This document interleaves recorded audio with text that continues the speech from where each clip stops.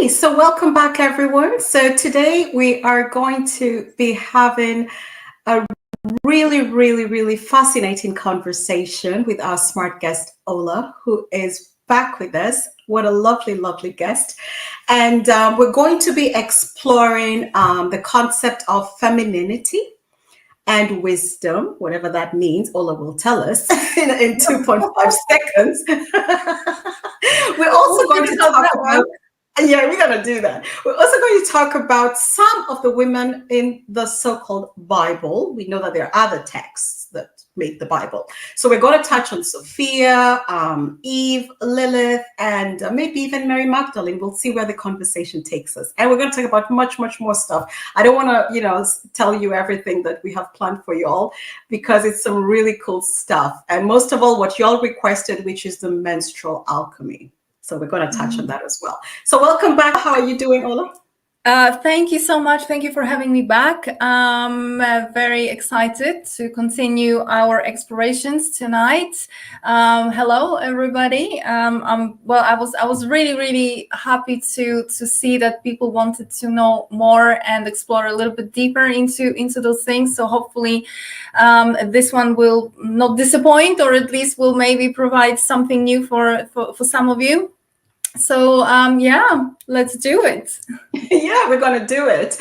And you know what, all I found so interesting with a lot of the feedback is I think people are more used to your work in astrology and other parts, and they were so engrossed and impressed by your knowledge about feminine wisdom and all this stuff. Yeah, I was surprised that they were like, I love that she's talking about this. Like, it was so needed. So that was quite interesting to see. I mean, to be honest with you, that is a bit of a surprise for me. Yeah, me too. I was surprised. Yeah. Yeah, because you see, I mean, the astrology, that side of sort of matrix code, I mean, you must know those things. If you sort of digging into the code, into the matrix, and probably there is a reason why people might sort of recognize me for that. But I have been very I would say focused in my interviews in podcasts on the alchemy side. So that has been, I would say, even probably more prominent at some point than the astrology and the code. And also, having said that, I did the Astronosis conference in Chicago in August, and that was also very strongly on the feminine alchemy. I kind of crossed a little bit between astrology and feminine alchemy to kind of explain the context, not just astrology as a part of the matrix code. But yeah, that's there is so much more. There's so much more to talk about. I'm literally about to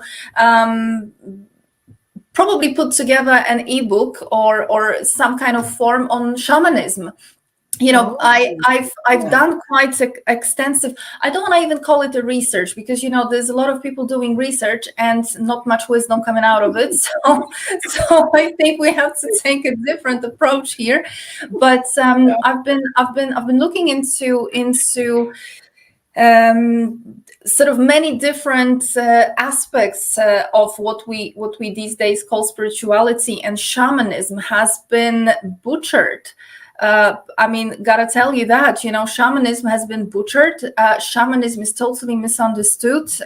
Shamanism, and perhaps this will be something to just mention a little bit. I know that we have a lot to cover today, but maybe something to just mention a little bit at least, because when we talk about shamanism, people think that shamanism is the oldest tradition in the world and everything else came out from that. That's not true. Shamanism evolved out of alchemy, out of feminine alchemy, and perhaps actually a lot of the shamanism as we know it today, as we sort of know it. I'm not even talking about the modern shamanism, because that is a total new age. I'm talking about whatever is left over, even in the indigenous cultures, is a little bit of I would say men-based alchemy or perhaps sorcery, a little bit even into that field. So there is a lot of exploration into the true shamanism, and of course shamanism being a part of alchemy.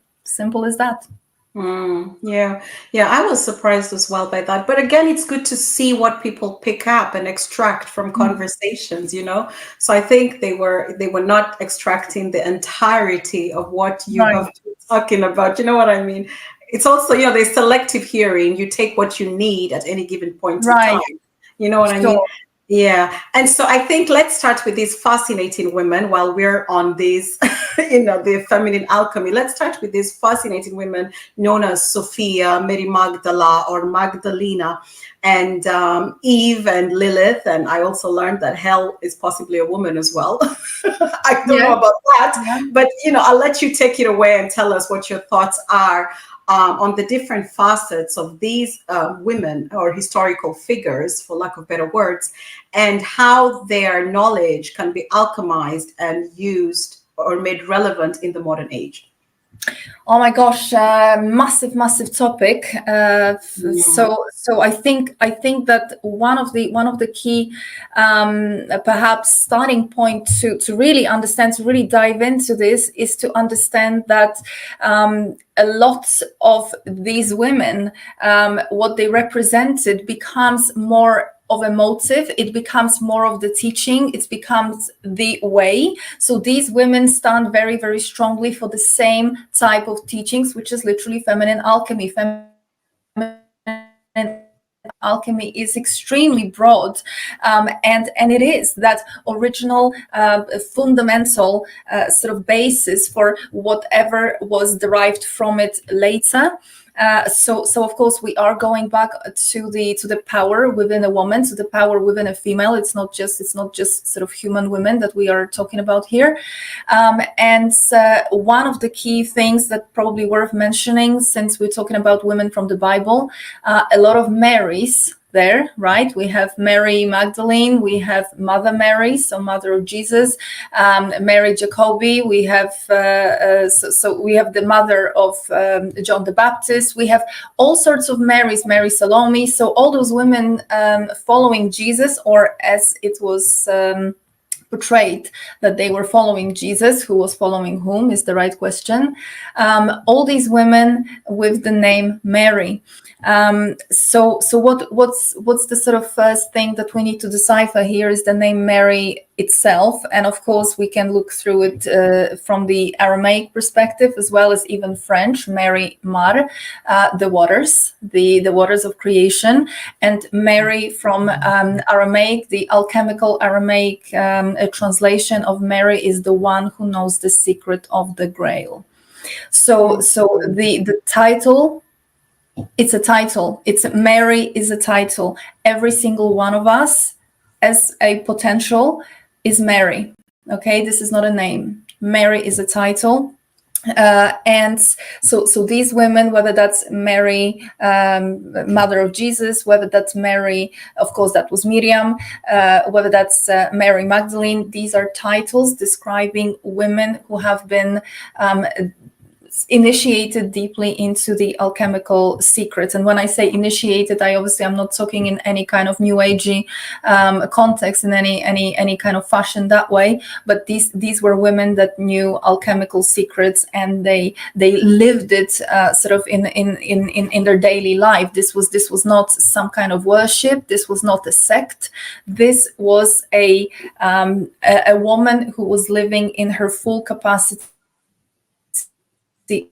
of her hormonal system, and sort of accessing certain abilities which probably over time sort of recessed, and we for us a lot of it is quite supernatural, whereas back in those days that was I wouldn't say maybe common, but that was definitely accessible, and so it is now. But the knowledge of it and that kind of wisdom has been suppressed. Lilith, Eve, what's the story behind it, right? So we have obviously Lilith created as the first, or representing the first woman equal to the man. And as she took that equal stand with the man in patriarchal culture, well, she was demonized. So basically, every woman who does not want to give in to that patriarchal suppression gets demonized, right? We have Kali and very bad marketing around there with eating children and sort of blood flowing everywhere. We have Lilith turned into demon. She was never a demon. She was just a female. She was representing a woman in her alchemy who absolutely does not feel that she is in any sense subservient to the man. Whereas Eve shows up as being sort of fashioned out of Adam's rib or out of a man's part.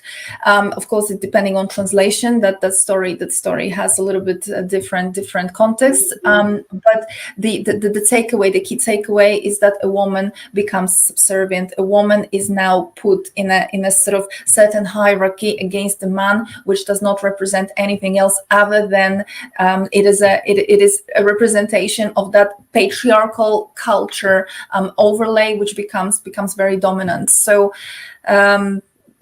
all these beautiful women, all these amazing beings, creatures that teach us alchemy, teach us and represent, embody very, very deep wisdom, feminine, old days feminine wisdom, which of course gets represented in teachings of Jesus, and the way as he was spreading is nothing else but alchemical teachings, so feminine alchemical teachings, but put into the mouth of a man, because given the cultural societal context 2,000 years ago, a woman would never gotten of course any say or any audience. So effectively that's what we're dealing with here.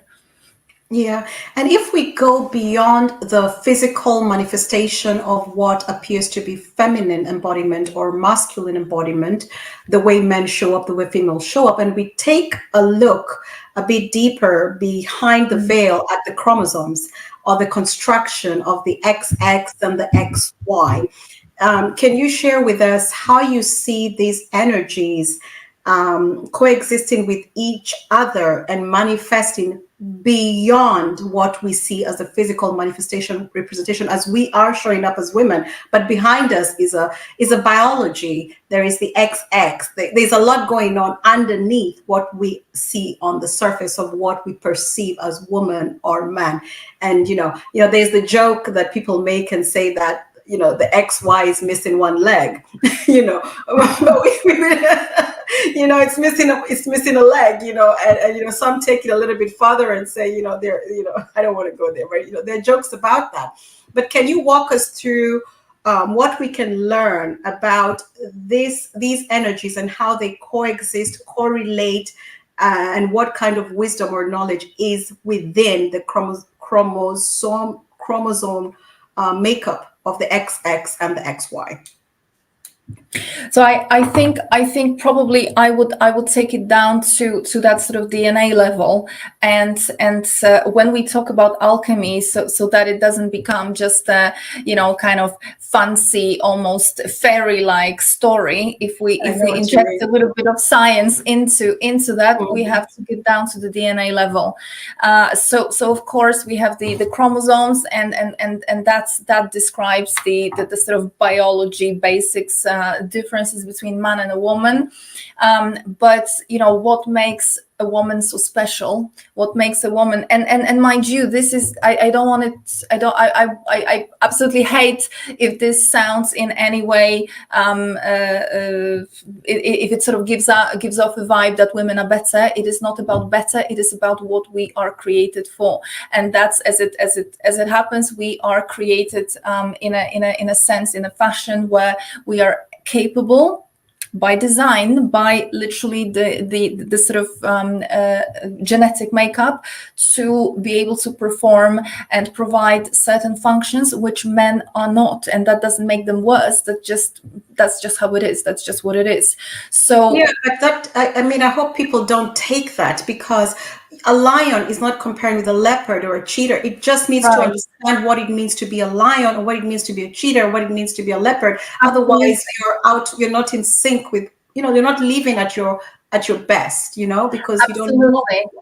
Yeah, so absolutely. And the only reason why I like to stress it is because in this patriarchal culture, unfortunately, and I've had contact with a lot of people, and I mean men who who kind of consider themselves awakened and considers themselves sort of very much spiritual and into these things, and still yet that patriarchal kind of code is very much present there, because there is still that kind of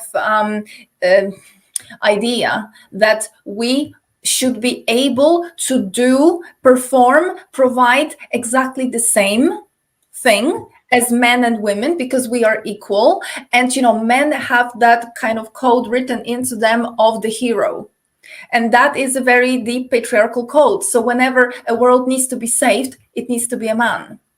A man saves the day, a man saves the world, a man slays the dragon, a man kills the Medusa Gorgona, right? That's the hero. So that has been still very much present in us up until today. This is why I always stress very strongly that, well, actually we're not created in the same way, and a woman's role is very significant in this context. And yes, she is designed to represent and to perform things that a man is not, and that is a direct result of literally the genetic, which is what you're mentioning. And we have to kind of look into the DNA makeup and what does that, what comes with that. Well, there is a very, very big difference, for example, in the fact that there is a part of the DNA, there's a part of that genetic material written into that. It's called the mitochondrial DNA, which is transferred purely in the feminine line. That information can be transferred purely between women in the feminine line. So we're talking about hereditary things that only run in a feminine line. And of course, a man, that part of DNA also gets transferred onto a little boy, but he doesn't have the ability to transfer it further. So there is something in our makeup, and that's actually part of that alchemical magic here. This is the critical things, that there's something within our genetic makeup, and perhaps that is that additional leg that they don't have. If we take it through that comparison, right? Because it's humor, but there's something behind. There's always truth behind jokes. There's always something absolutely behind the joke. Absolutely. So at the DNA level, and of course this goes for everybody. We all have so much more DNA than what we are officially using. So one needs to ask what happened. Well, what happened is the other DNA strands have been switched off. So what's in them? What's in them? Well, what's in them is literally that full capacity of feminine alchemy. So we have access to a very, not by design, but kind of by default, we have access to a very small, just two strands of active DNA, whereas what's written in sort of the remaining, that so-called junk DNA. Just say that again. You kind of broke off a little bit when you said the strands of DNA. So we have the two active ones, right, which kind of provide the basic functions, and that's a default. We all have that, but there is so much more, that so-called junk DNA, that we also have all these other strands that are not active, they're not on stream, and what's in them is literally that other or perhaps the rest of the bandwidth, the rest of the spectrum of feminine alchemy for a woman. And as it happens, back in the day, so these alchemical women that we're talking about, Mary Magdalene, whoever back in time, they would have had the wisdom, they would have had the knowledge, the understanding, how to bring this additional genetic material, these additional DNA strands back on stream. Because why? Because bringing that genetic material back on stream, activating that, it enables our hormonal system to fully come on stream. So we think that we already have the full sort of capacity of the hormonal system. We don't. We also are only using a very limited capacity, which is very much linked to, well, all the other kind of bodily functions that we know about, plus, of course, reproduction. So this is very much that kind of part which is still influenced or has been influenced by the moon. Whereas there is so much more. There is this whole entire capacity that is linked to the rest of the DNA. And when that comes on stream and the full capacity of the hormonal system becomes activated, then the woman stands in that full alchemy. And that is specifically that kind of link. You know, what is it that makes us versus men? Well, men have a different genetic material. They have a different sort of composition, and their functions are different as well. This is why perhaps this is a nice way to prove that clearly we are made in a different way, and there are certain things that we are able to do and we are able to provide as well or facilitate for men, but they just don't have that capacity, and that's okay. That's just how we are made. They are made for slightly different functions as well. Yeah, and I think it is okay, you know, and I think as a man, you should really want your wife, your partner, your sister, your mother, your daughter, all the women, your friends, to be moving at the best, you know, at the highest, you know, fullest capacity, you know, without looking at it as a kind of a competition. But I get your point that the programming, it does run very, very deep, and it's constantly being reinforced. You know, just when it's starting to wear out, it's reinforced, and there's always this reinforcement. But there is a reason, to all the men listening, there's a reason why women are asking these questions. Because when questions are being asked, answers will be gotten, and you cannot stop. There are things that you cannot stop, because the fact that they're asking these questions mean there is a reason behind it. And then when they get this knowledge, then, you know, every woman will use it as she sees fit. But when you were talking about the hormones, I thought about a question that one of our listeners asked, and that is the menstrual cycle, right? This is a really good one, because you touched on it last time. And we know that the menstrual cycle, I mean, just overgeneralizing here, but it's usually connected to intuition, power, and cleansing, as you mentioned, you know, but there is much more to it. So can you walk us through what you have come to learn is the purpose and the use or the function of the menstrual cycle, and especially, Ola, what it means for women who have stopped menstruating? You know, what does it mean for them? Sure. Oh my God! Please remind me if I miss it at the end to address that. Please remind me, because this is critical. You know, I only have good news here, but this is critical. Okay. So you see, one of the where I come from, for example, and the indigenous cultures as well, pretty much around the world, where that kind of wisdom was still cultivated. For example, the indigenous people in America or anywhere, really, right? But there was this at some point, right, or even up until now, sweat lodges are used, right? And even there is a bit of a renaissance of sweat lodges now within the maybe new agey community, with everybody now wanting to go and cleanse. Well, again, another misunderstanding, because what is a sweat lodge? Well, sweat lodge effectively, originally by design or by sort of the idea, was about sweat lodge is connected to the womb of the mother, womb of the earth mother. So this is meant to sort of correspond to the womb, which is naturally cleansing, right? So who needs a sweat lodge? And right now, as the Renaissance happens, everybody runs to the sweat lodge, including women. Women have no business in the sweat lodge because sweat lodges are not for women. You have a sweat lodge every month. So what does that mean? What does that mean? You have a sweat lodge inside of you. You have a womb. You do not need to an external place to cleanse yourself or in any kind of way heal yourself, because that process is embedded into our very being. And that is the difference between, one of the differences, of course, between men and women. So this sort of notion of everybody now using a sweat lodge is very much contradicting the idea of what is the sweat lodge for. And the sweat lodge is for men, and mostly for men who would not be partnered up, so they wouldn't have the ability to benefit from the cycle that their partner would have. So let's dive into that. What is you see? I might surprise you, but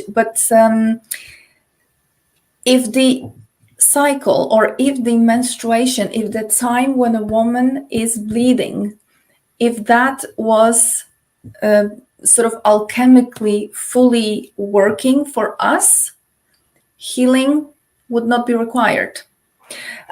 Going to anybody to kind of cleanse or help you overcome your ancestral traumas or any kind of traumas or issues or whatever, that would not be required, because your natural cleansing process happens every month. So we as women are getting enough and more cleansing, cleaning, healing every single month. How does that work? Think about it. In every tradition, right, we've mentioned Eve, we've mentioned other women. In every tradition, and then an echo of that in the East, there is always a serpent. Serpents are very connected to women. For example, in the Mediterranean culture, we have women holding snakes. So if we look to the Crete or the Greeks, we have women holding snakes, women dancing around snakes. We have the snake, the serpent, coming down the tree of life. We have the serpents in the for example, in the Vedic mythology, we have the serpents, the asuras. Why? Yeah, you also see the serpent in the Mami Wata. Representing the serpent is always connected. We have a delay. Exactly. So it's a delay, but I was going to say we also see with the Mami Wata the images. She's always holding a serpent. I always wondered about that. But exactly, right. So this is the critical kind of concept within alchemy, and of course, you know, a lot of people might say, oh, this is a symbol of feminine power. Well, yes, it is a symbol of feminine power, but we need to go deeper, and hopefully maybe one day, if I'm lucky to come back here again, we can go deep into that symbolism and specifically where does that come from. But just in a nutshell right now, the serpent is to do so please understand that Kundalini is a bit of a misunderstood concept, okay? The whole concept of Kundalini as a serpent rising inside of you and inside of a man. Kundalini cannot rise inside of a man because Kundalini is linked to the blood. So or not Kundalini, but the serpent, okay? I don't like the whole. Yeah, I think, but you know, you have to use certain words. It's so difficult sometimes. Yeah. Right, but it's you know, if I keep talking about Kundalini, people's gonna believe in Kundalini, and that is a bit of a misinterpretation here. So what we are truly dealing with is a certain energy which is actually to do with activation of the DNA. And the serpent, the coiling serpent, is to do with activation of the DNA, but it is an activation of the DNA which happens when a woman is bleeding, or that it doesn't come from the base of the spine, it comes from the womb, okay? And of course, so there is a bit of sort of misinterpretations going on here, but it is the serpent which is representing of that. If you look into the DNA, okay, if you look into the DNA, the DNA, the helices of the DNA, they kind of look like two serpents dancing, right? Like Caduceus. So we have that. But if you look into the mitochondrial DNA, we have a ring. So the mitochondrial DNA is basically round. Look into that if anybody is interested. Yeah, I'm trying to go back to the images and see what I have seen about it. It's a very different structure from the regular, the double helix strands. Some they show multiple strands for some. Absolutely. And then, let me just jump back. I promise it will all come together. Let's jump back to the Garden of Eden and what happens after Eve listens to the serpent, which, by the way, the serpent was telling the truth. The serpent told the truth. It was the God that lied to Adam and Eve, right? What happens as a result? Well, they get punished and they get shunned out of Eden, but Yahweh sends a sort of a punishment, right? And the punishment is also against the serpent itself. What happens? The serpent, the punishment is that the serpent from then on is going to move slowly. On its belly. Yeah. On its belly. Which made me wonder about that, but go on. Mm-hmm. Absolutely. This is critical, okay? This is critical to the DNA because, you see, there is nothing, Bible or all these stories, these are not just stories. These are not fairy tales for children. This is a symbolic, deeply alchemical language. If you don't know the symbology, if you don't know the alchemy, you will read it and you will not see the forest through the trees. So the serpent, the punishment to the serpent by Yahweh is that it's going to be moving very slowly on its belly. Okay, so that means that the serpent used to move quickly. And the serpent probably is not clearly an animal. It's not about being an animal, right? It's that serpent. It is the serpent that we're talking about within the feminine. So what are we talking about? We're talking about the DNA. We're talking about the helices of DNA specifically, and the speed. So Yahweh or the Bible effectively here is describing one of the genetic interventions into our DNA performed by the fake gods, right? By the gods. Yahweh is part of the, whether we call them Anunnaki, whether we call them reptilians, Draco, or whoever, those that came here. So they were the ones playing with our DNA, dumbing it down. And that specific story describes yet another intervention into our DNA where the sort of the speed and the how to best explain it, the helices, when they the helix are intertwined, the job or the task, right, is to carry certain information. It is to, they cannot be fully activated if there's no vortex. And guess what's responsible for the vortex? The vortex, that movement, that's where the mitochondrial DNA comes in, and it gives it a spin. So the serpent being told to move slowly, it basically means that our DNA was slowed down. They again sort of intervened into our DNA, and they made the helices of the DNA, instead of the vortex being there, which activates the DNA, it got slowed down. So the serpent was told to move slowly and on its belly. So back to, what does that mean? It's a woman that is able to bring the vortex back and get the serpent moving quickly. It is part of the alchemical initiation, or part of that alchemical wisdom, and specifically, this is also linked to the blood. So when a woman is bleeding, this is the time when she can experience, not every month, not it's a one-off thing, if you like. This is not like it happens. This is why they say when Kundalini rises, it goes through, right? And that's it. It's a singular event. But this is not, it's a bit misunderstood what it does. It activates certain things. It activates your DNA. It takes you to the next level. That's what truly happens. But what happens during menstruation? So the fact that we are able to access so much more within our DNA and so much more within our hormonal system means that a woman, like a serpent, a woman is very often compared to a serpent. If you look to the artwork from the old days, if you look to the fresks, very often women are portrayed as beautiful, beautiful women, but with the body of a snake, or the serpent show up in the hair. What's up with that? Well, yeah, Medusa. Medusa, right? It's a symbology. It's a very deep symbology. If you know, you know, right? So now you know. There you go. So yeah, we always misinterpreted the artwork because we never knew what the artwork meant. Exactly. Yeah. So a woman, like a serpent, the teachings say, what does the serpent do? The serpent once in a while drops the skin, the renewal.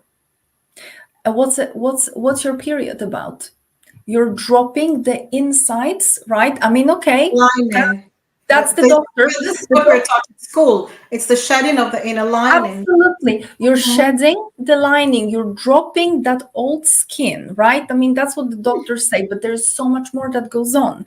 So that's you see, this is that kind of serpent connection in a woman, that a woman drops the skin or sheds, right? Shedding the skin, shedding the lining like a serpent. So, but think about it deeper. So if a serpent drops the skin, it sheds that old skin, there's a whole new skin, there's a whole new layer that appears. Yeah. Absolutely. And that regeneration is such that whatever was there in the previous in that previous skin, that's gone. That's gone. So a woman, we are designed to shed everything that doesn't serve, everything that means when alchemy is activated, a woman fully regenerates her whole body. Like a snake shedding the skin, fully regenerate, which means that this is why I said in the beginning, you do not need any healing sessions. You do not, as a woman, need to heal your ancestral trauma, or you do not. Why? Because literally all that, everything gets left behind. Everything is left behind as a part of your cycle. More than that, most women probably will notice that there's during our menstruation, right? The first days, perhaps the second day, is the most heavy. The second day is the heaviest, sure. The second day is the heaviest, and then it kind of is manageable. And probably as well, what you're going to notice is that in terms of how you feel, in terms of the pain, the time before and maybe the second day are the worst. And then the pain kind of eases up a little bit, right? And then, or perhaps disappear altogether. So there is a clear distinction between the sort of first part and the second part of that process. Why? Because there is a very deep alchemical meaning to that as well. As women, we are designed, women are implosive, men are explosive, and that goes for sexual contact, but that also goes for alchemical aspect. So women being implosive, we actually naturally, that's how we are built. When we have a partner, a sexual partner, or even in a context of sort of being in a certain environment, women in that implosive sort of force will take in and will be cleansing a lot of energies around us. Yes. That's what happens. A lot of energies around us, we are constantly cleansing, whether you know that or not. It is not a intention based, it is not a ritual based. That's just how we are, that's how we are constructed. So in the run-up, and women, please, ladies, listen to me now. Please do, because If you because this one here, Ola, what? I know. We should have know done that at how to school. shout this at the rooftop, because this is some serious stuff. And you know what? This is critical for us to navigate through it. This is the reason why back in the day women would be told to spend that time alone, go in the red tents, absolutely, maybe go away, or maybe be with other women, or be alone, but certainly not work, certainly not carry on as business as usual. No, because this time is so special for you, and this time is a time of power as well. But and the people around you, they notice this. You know, if you have a partner or family members who are attentive, they notice it. Because I remember even when we were young, the boys, your brothers and sisters, were like, "Oh, she's probably going through it," because your mood changes. You're a bit more solitude. You're a bit more calm and spirited, quiet. Right. It's like you said, it's like you're going within, knowing you unknowingly. You're doing it, but others notice it. But now we know, girl. Absolutely. We know what was happening. You were doing a lot of heavy lifting. Exactly. That's what happens. And let's go into that a little bit more, because this is also critical for women to know that. And mind you, okay, I'm not a doctor, so I do not want to diagnose anybody here or sort of, drive you away of perhaps pursuing some treatment that you need. That's a separate story. But as a rule, if your period is painful, if you experience a lot of pain in the run-up and the first 2 days, if it's a lot of cramping, if it's a lot of pain, if you are feeling pain all over your body, this is not normal. And let me tell you what's going on, okay? Please notice when that happens. Is this a every month sort of occurrence? Is it the same way? Or is it sometimes better, sometimes worse? What does it mean? If a woman, so think in a context of what we just said, that we are cleansing, or the cleansing happens through us, for the partner, for your sexual partner, as well as for the environment. So for your family, I'll say. For your family, absolutely. If you and your pets. Everybody. I would hope that the pets, the nature is probably helping there as well. But if you are experiencing heavy sort of painful periods, that should tell you that something is not right. You are going somewhere against yourself. You are perhaps sacrificing in some way. You are unhappy. This is time of going within. And you see, why would women go within?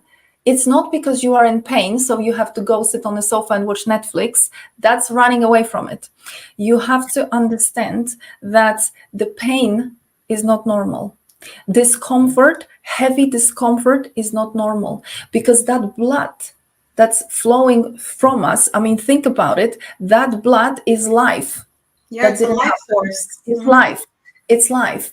And women are part of the ecosystem of this earth, of this world. So first of all, I mean, we have to kill the taboo on these things, but please stop using pads and tampons, because they are toxic. Especially in the last few years, the composition, the ingredients have been changed. There are some kind of substances causing cancer. It's a war on women.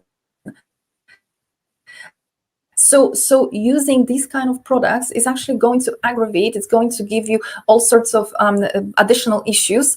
But where am I going with it? Back in the day, since we get so much from the nature, from the earth mother, we get the crops, we get food, we get everything, but we don't give back. Women give back through blood. So women back where I come from, but not only. Look at the women in a lot of indigenous cultures. They never wear trousers. They wear skirts and dresses. And during the time of the blood, they let the blood drop on the ground. They let the blood drop outside, under the tree, on the grass, wherever. I know it sounds probably quite out there for a lot of people, but that's only because we have wandered so far away from the nature. But the pain, back to that pain, if you feel if you're in a lot of pain, then something in your life is not right. Something in your life does not serve you, and you are using a lot of strength, a lot of inner strength to plow through. You are probably going against yourself in some aspects. It could be relating to job, it could be relating to your relationship, it could be relating to your, I don't know, environment where you live. Maybe there is something that is not exactly, you're not fully in alignment there. That's just how it is. So that pain is there to tell you something. And I know that a lot of women will say, whoa, I have all these pains because I have these issues, I have endometriosis, or I have this or that. Please understand that none of those issues are accidental. Okay, all the issues, all the feminine sort of issues, whether it's cysts, whether it's endometriosis or other things, are a manifestation on yet another level of what I'm talking about. So if you don't listen to that voice of your body, to the voice of your womb for a very long time, it's going to escalate. It's going to escalate into some kind of illness. But the first language, the first signal comes through our cycle. So in that first part, a woman is effectively transmuting, cleansing the everything that she has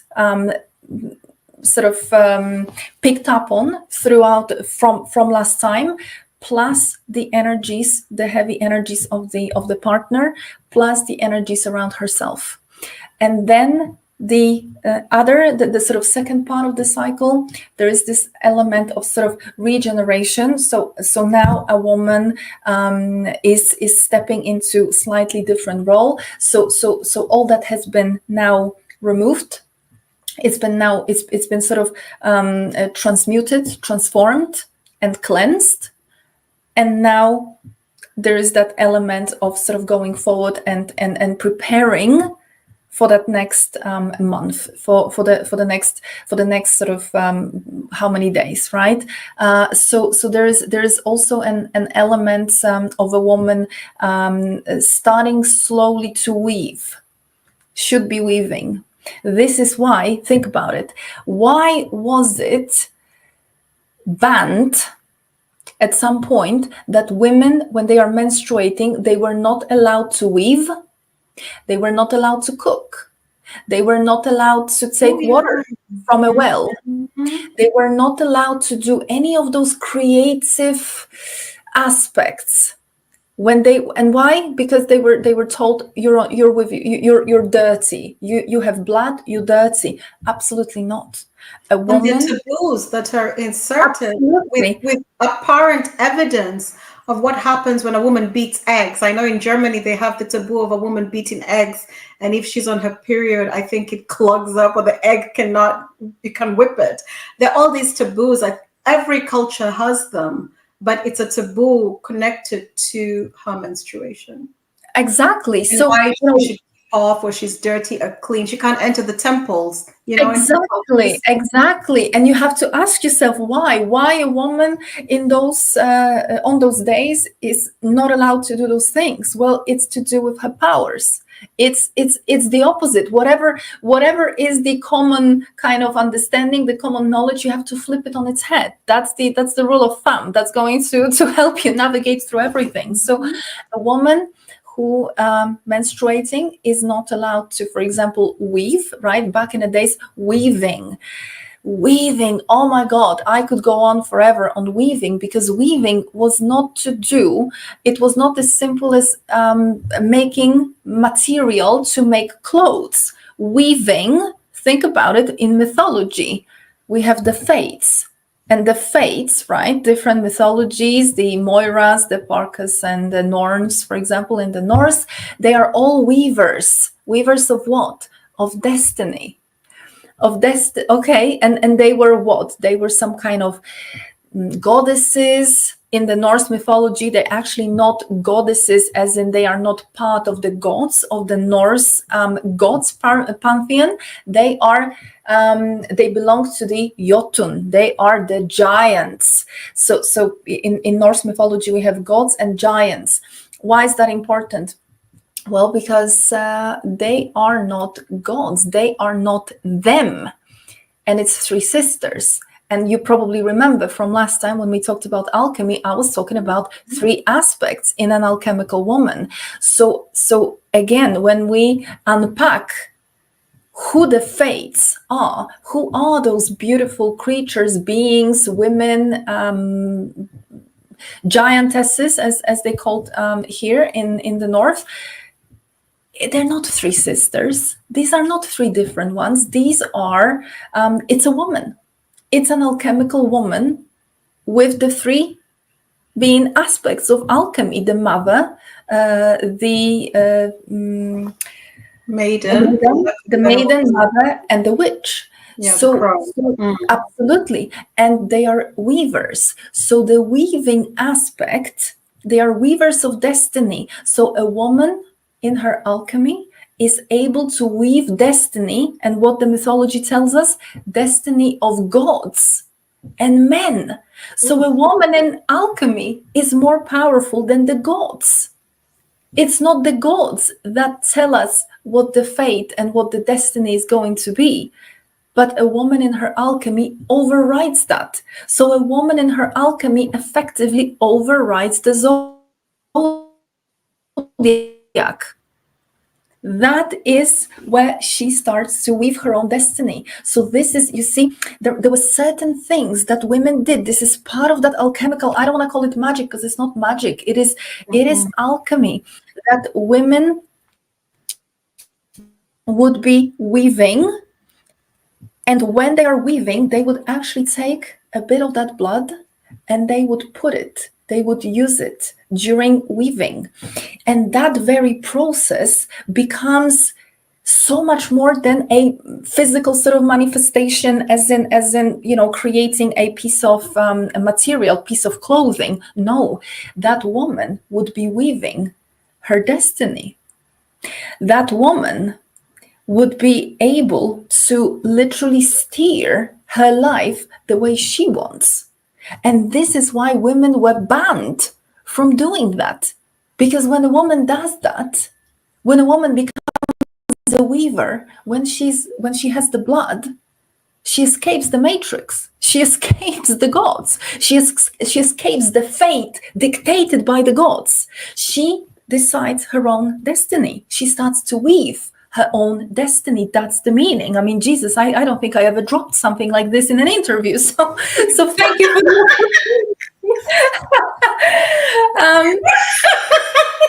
The minute you said Jesus, I also thought of Jesus. I really did. And I thought of how there are clues in everything. You know how they swear by the blood. Right. Exactly. They say the blood. They speak the blood. And when you said Jesus, I was just about to say amen to that. Jesus. No amen. We don't do the amen here. No. I know what that means. It's all the animals. Yeah. We're not Christians here, but there is truth. And we said in the beginning, you really can collect pieces everywhere. And the Bible is not what you think it is. You have to really look at it with different lenses. Because it has gems. Because even when you mentioned that they were, interfering with the DNA and the genetics, it does say that in the Bible. We, us, created man in our own image. Exactly. It was not one person. It was a couple of them, doing shenanigans. Absolutely. And mind you, right, when you take the word God, right? And the meaning, if you sort of trace it back, what the meaning, what is the meaning of the word God? It means the one that you address. The one that you address. Address for what? Address for what? As in the one that you pray to. The one that you pray to. They wanted us to pray to them, right? I mean, the word archon, right? We're talking about archons. The word archon in Greek means the Lord. Shocking. Now you know who you're talking to. Now you know who you're talking to. So yeah, that was a little yeah, there. But back to blood. Absolutely, certain functions, certain things were banned by the church, by patriarchy during a woman's time of blood, because it was simply the most powerful time, and women would have been able to overwrite a lot of, or perhaps disclose, find out, reveal a lot of things that were just inconvenient. So women in their alchemy at the time of blood were extremely powerful. And I know what's going to happen now. The ladies that are not menstruating anymore, they're going to feel left out, and they're going to feel like they've lost their moment, because that's kind of no longer for them. Well, absolutely not. There's another alchemical secret, perhaps.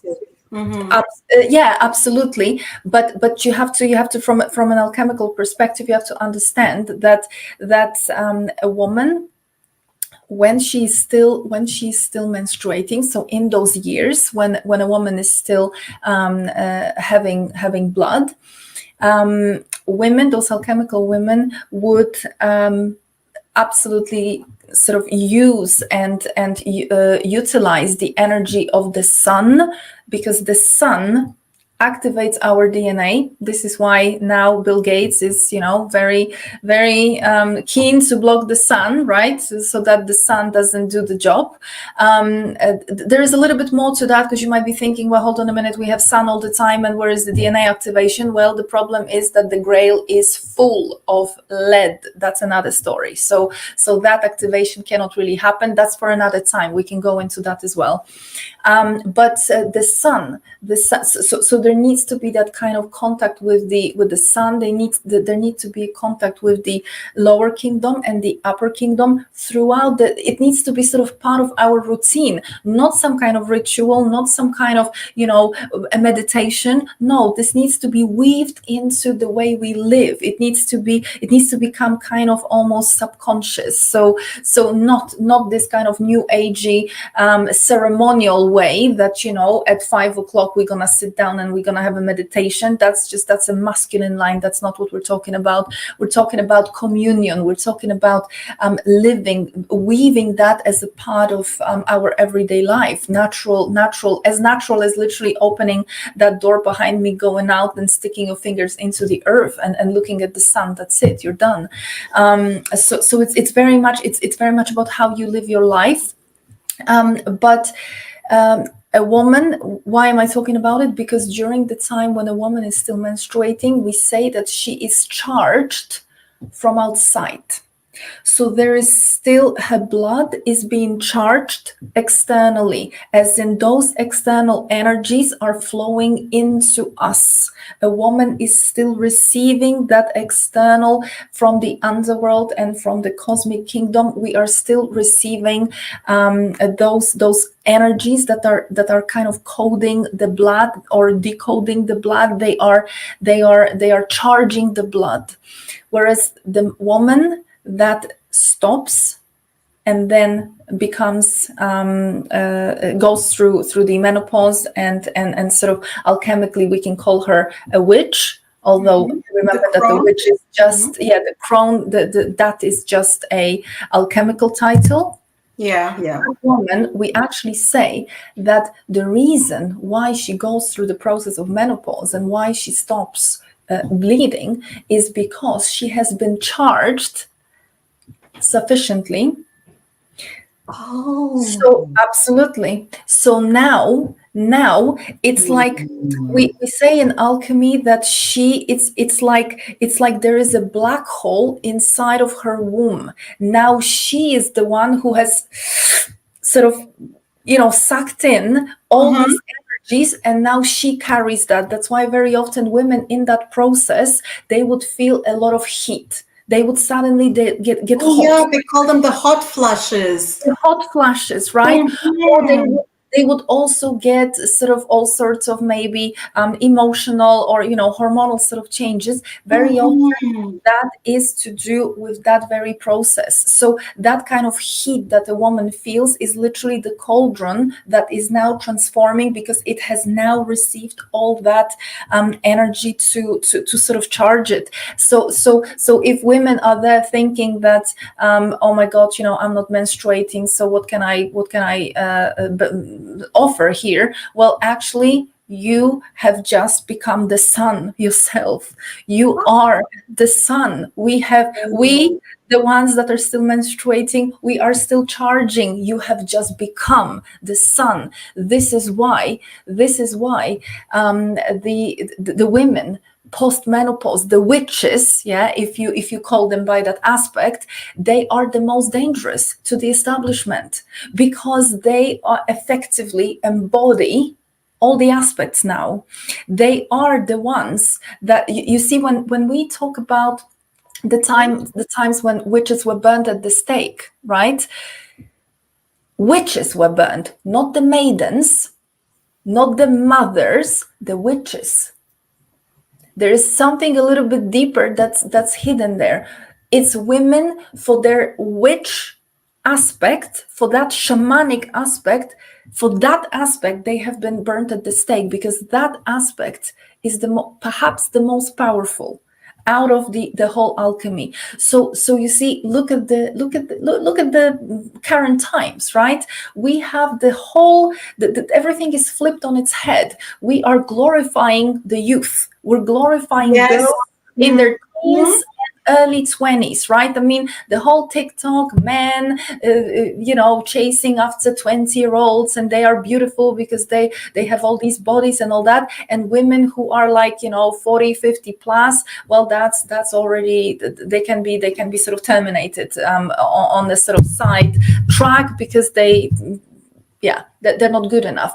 Well, actually, that is part of the programming. That is deep part of the programming. It has nothing to do with how you look, and none of that is important. They are utilizing the looks and the physicality to cover up for something much deeper, which is the fact that women who embody, like physically, literally physically embody that shamanic aspect, they are in their full power. They are the most inconvenient for this establishment. Why? Because a woman in that, and mind you, this is not age related. So I always No, it's not, because we're seeing younger women going through menopause. Alia, it's not in that context. What I mean is that, you know, a woman, regardless of her age, she is a triple. Sort of, she needs to have access to those three aspects. But as she goes through menopause, regardless of age, when it happens, she becomes the embodiment of that shamanic witch crone aspect. So what you're saying is a little bit more complicated for people who haven't watched your part one, because you did explain these three sisters, these three aspects or stages of life, or whatever you want to call it, how they're interlinked and interchangeable, and how a woman needs to embody all three. So, you have to listen to the first one. Absolutely. So if somebody, if this is interesting for someone, but you don't understand what I mean here, please go back to part one. I explained a little bit more in that part, but specifically women in that witch aspect, that alchemical aspect, or the older women who fully embody that aspect as a result of the fact that they've gone through the menopause. those women, they become, it's like they have that vortex, that black hole, that sun inside of them, which gives them an instant, immediate transformational qualities, abilities to transmute instantly. These women instantly, for example, perform alchemy of turning lead into gold. What do I mean? Of course, not the chemical elements, but lead, as in what we call in alchemy, lead is the lower vibrational energies, emotions, into gold, into higher vibrational. So these women instantly transmute, for example, fear, anxiety, depression, shame, guilt, whatever, into higher vibrational expressions, love, support, etc., etc. Right? So the higher emotions and energies, and also very important thing, and perhaps one of the most obvious in this matrix, is that aspect, it immediately exposes all illusions. So all illusions, lies, forms that are fake, they get transmuted into truth. So literally, what does that mean? It means that these women naturally, they kind of cause this matrix to collapse, because this matrix is fake. This matrix is built on fakery, on illusion. So these women are very dangerous to this matrix, to this establishment, because in that aspect, you are transmuting naturally. You are literally naturally transmuting this realm, naturally. So that's why the danger. And this is why those women are kept in what? Those women are kept being told that they are unattractive, they ugly, they have no purpose, there's no use for them. And the whole attention is redirected onto the younger women.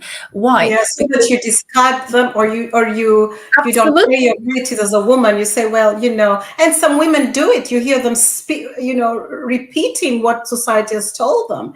And that's the point, because if a woman starts to believe in that, she immediately drops into that place where, that's what you have to watch the part 1, I think, as well, because I think I've explained there that alchemy is not to sort of activate alchemy. It is not about intention. It is not about some kind of ritual or some performance. It is the way, it is how you live your life. It is what you carry inside. It is what you believe in. It is how conditioned you are.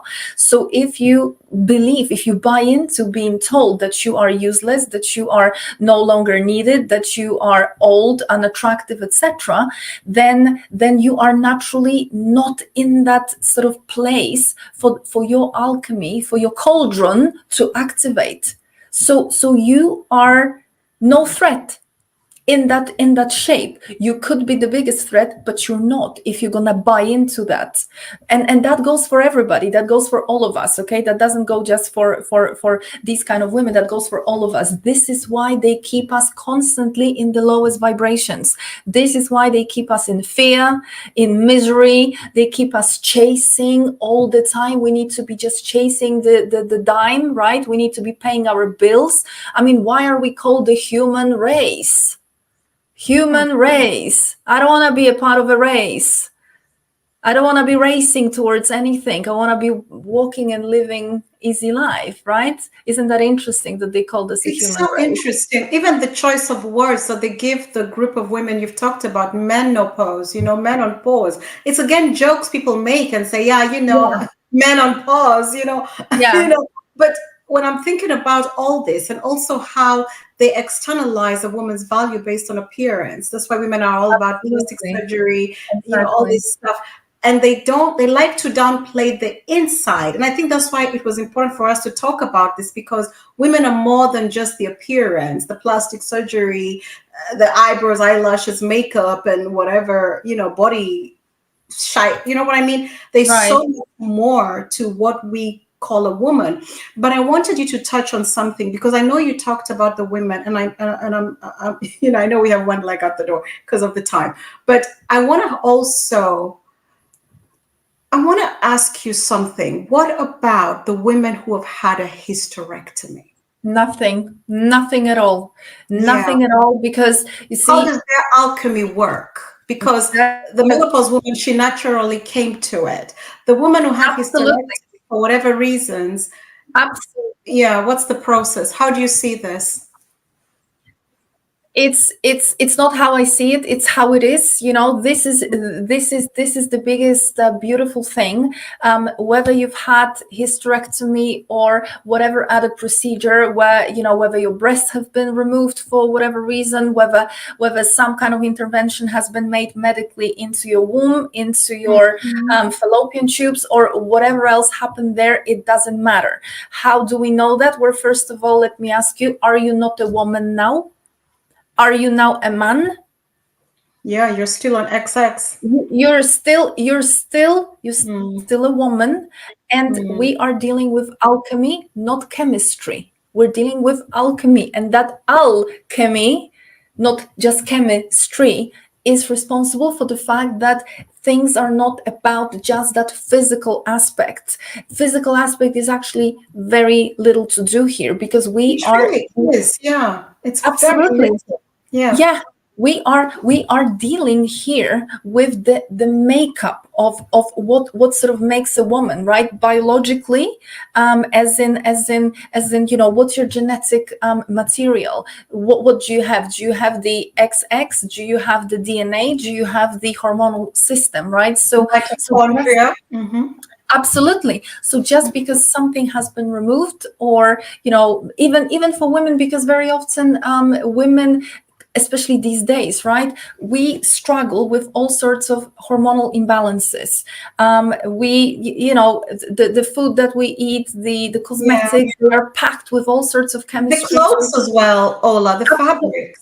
Everything, right? It's literally everywhere. So of course we are being targeted to sort of take us totally out of balance, and even that is not doing the trick. Okay, it is not doing the trick. As so far as you continue to be a woman, you're still a woman. So even if your hormones are totally out of balance, and perhaps you might be having some kind of conditions as a result of that, that is not sort of a showstopper. That doesn't stop it.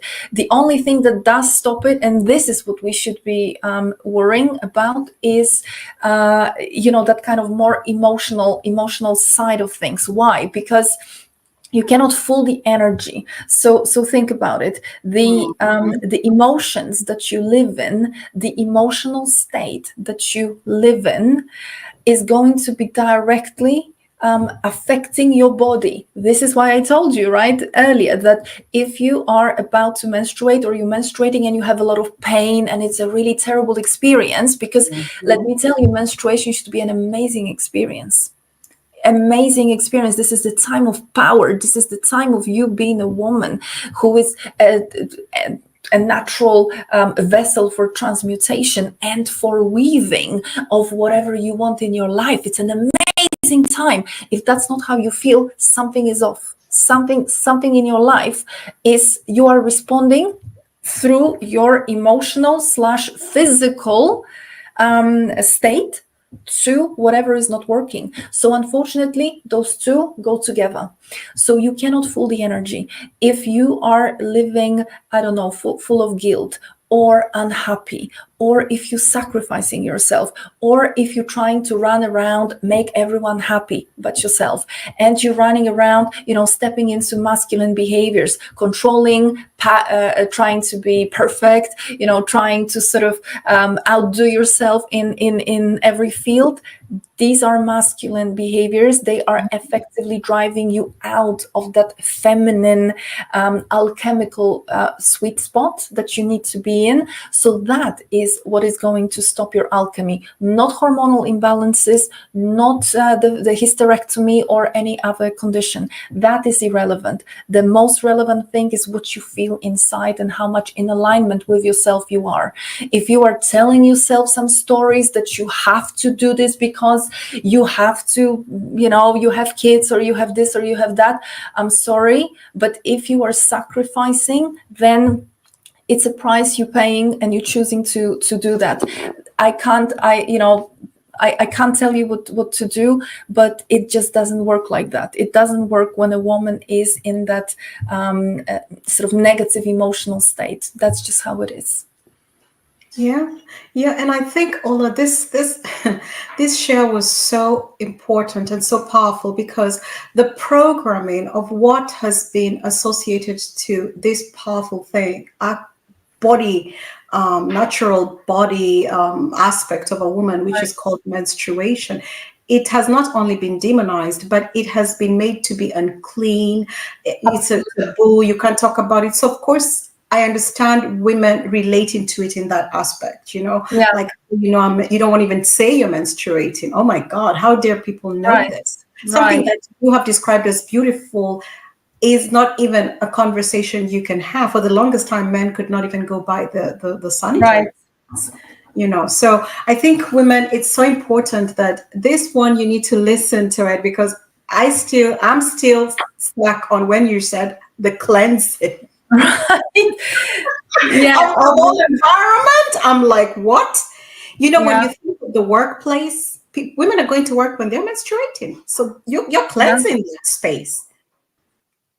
That's some very and it's you're absolutely, and you're cleansing because you're picking up on those energies throughout your whole cycle, right? It is not, you're not just cleansing when you are menstruating. The menstruating is the act of cleansing, because what you have already picked up, absolutely, what you've already sponged in, like I said, women are implosive, so we are sponging in, and then when we sponge it in, it needs to go out. So that's how we are built. So please do understand that our blood, monthly blood, and of course back in the day it wasn't monthly, the monthliness comes from the moon, but it is not an affliction, it is not an imposition, it is a sign of power. And unless we change our attitude towards that, alchemy is not going to happen. Because if you see it as a discomfort, as a time which is kind of taken away from you, or some kind of inconvenience, absolutely, then you are effectively kind of killing the whole magic of it. You're taken away from yourself as a woman, as a creator, as a force of the nature, as a force of this ecosystem, because that's what we are designed to do. We are designed to sort of be part of the ecosystem, as in, look at the tree of life, right? Different realms, different sort of underworld, this realm here, and the cosmic kingdom. We are the portal who is standing between the worlds. So it is very much our I don't want to call it duty, but it is our natural capacity to be sort of serving, to be not only taking but also giving. So that time of the month is when a woman gives back to the earth. A woman gives back to the ecosystem, because of course, we are the ones that transmute, but that blood is life. We get life from the earth mother. We give life back. That's that time. Wow, and we're gonna end it right there, ladies and gentlemen. Oh my goodness. Oh my goodness. Yes. I don't know about y'all, but I have learned a lot today. And I hope that you've all taken this as it was intended, to help you, to support you, to empower you, for lack of better words, because knowledge is power. So Ola, is there anything else you want to share before we head out?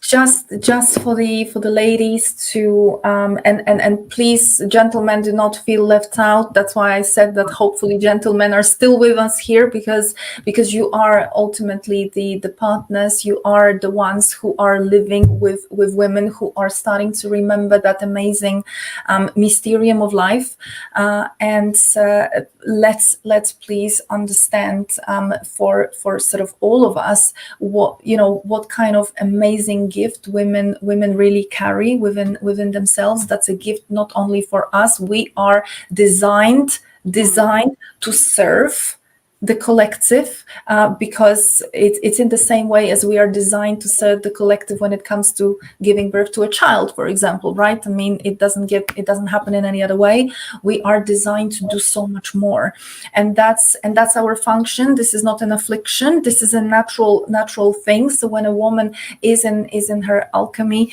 this is a natural thing. And mind you, it is also not our duty to remain. That's why I said that it is not our duty, and there is no glory in remaining in toxic circumstances, in toxic conditions, in relationships that don't serve, in workplaces or any other kind of context that is taking from you, that is making you sick, that is making you unhappy. That is not how we are designed. Just because you have the ability to transmute certain things does not mean that you have to endure. Quite the opposite. If you continue to remain in those conditions, you are actually blocking your own alchemy, because you are not you're not in that kind of alignment. For alchemy to be activated, you need to be in a state of peace, freedom, happiness, joy. In shamanism later that becomes ecstasy, but we're actually talking about bliss. So ladies, simple as that. Yeah, thank you so much, Ola. And it's important what you say to all the gentlemen and men listening. Like, some of you are single fathers. This is information your young daughters need. So, if you want her to be actualized, and to be at her best, at her highest, give her this knowledge, because Ola has shared so much. Also, we've talked about the products. It's important for you to know this stuff. For your wife, for your girlfriend, it's important. For your family, and it will help you, of course, if you can see the bigger picture. Absolutely. You know what I love that you said, Ola? You said that women should find their sweet spot. I like that. You told them to find their sweet spot. Absolutely. It's as simple and maybe as difficult as that, because what gets very often programmed into us is that we are here to serve, but in all the wrong ways to everyone else, right? Whereas actually you can serve the most and the best, and perhaps in the most healthy way, when you are in that sweet spot. Yeah, and the beauty of the sweet spot is it's your sweet spot. Yeah, my sweet spot is not Ola's sweet spot. That's exactly. Such a, like you said, it's a simple statement, but there's more. There's more to it, because finding your sweet spot requires you to find it. Right. Yeah. Exactly. So thank you so much, Ola. To all of our listeners, all of our listeners, we thank you for stopping by. This was our smart guest, Ola Wolny. All her information and her work will be in the description. So I encourage you all to go in there and have a look, have a read, and, connect with her. As you can see, we do respond to your questions and your requests. So don't be shy. Just feel free to connect. So until next time, I thank you all for stopping by and hanging out with us. Goodbye. Thank you so much, and good night, everybody.